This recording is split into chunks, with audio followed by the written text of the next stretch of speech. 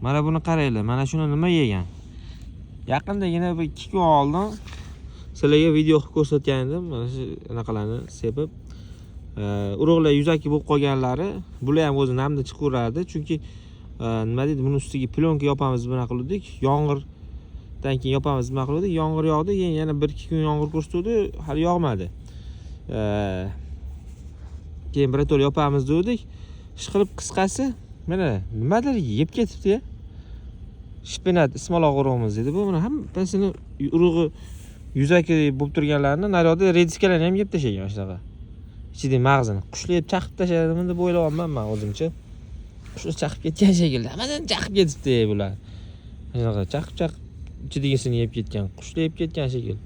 Mana qush anaqalari ham turibdi mana. Jinoyat joyida iz qoldirishibdi mana.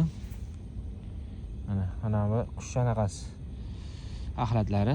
Mana bular ham qushlarning axlatlari mana. Oq bo'lib turgan qushlar axlatlari. Bunday qushlar ba'zim jamshid qilishib o'tdi. Ashitda. Rediska urug'larini ham shunaqa yeb tashlagan. Yer tagiga ko'milganlarni yemagan lekin.